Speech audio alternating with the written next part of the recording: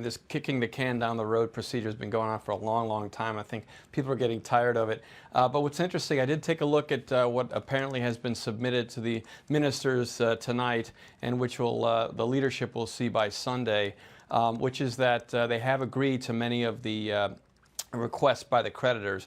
And the good news here is that, I think what's interesting from Tsipras's position is he cemented his domestic support, and yet now he's coming back to the negotiating table. Our view has always been he's actually in a lower negotiating stance than he was before, less power, and so now he's coming back to the table, and we've said from day one that we thought a negotiation would happen and continue on and potentially be solved this weekend. Yeah, I'm looking at some of those proposals that they have tabled, and it really goes against their left-leaning Syriza party's mandate, right? Because now they're backtracking on pension reforms. They're adding VAT again, raising VAT on some parts of the economy. Didn't they already say that we're not going to do this, no more austerity? But that's kind of what they put on the table, isn't it? They did. I think, again, their negotiating position was not nearly as strong as it was before.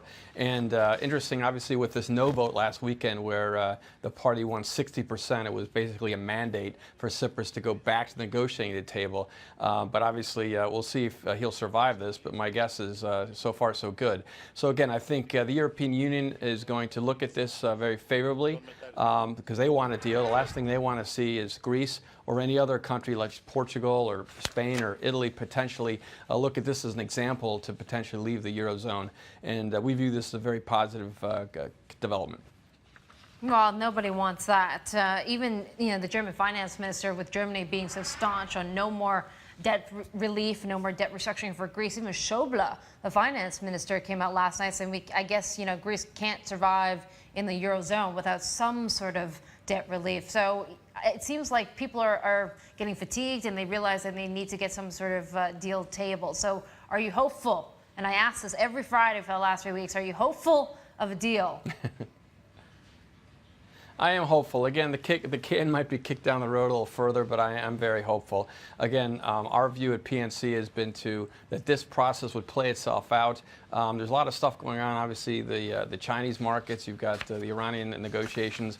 But at the end of the day, this process, which has been going on since 2011, 2012, is something we're closer to completion now. And the difference between 2011 and 2012, Susan, is that at that point in time, the ECB wasn't there as the backstop, if you will, for the financial system. But now there's pressure, obviously, with the deposit rates and with capital flight. And so our belief is that Greece is in a tough situation, but our assumption is that it will stay with the euro.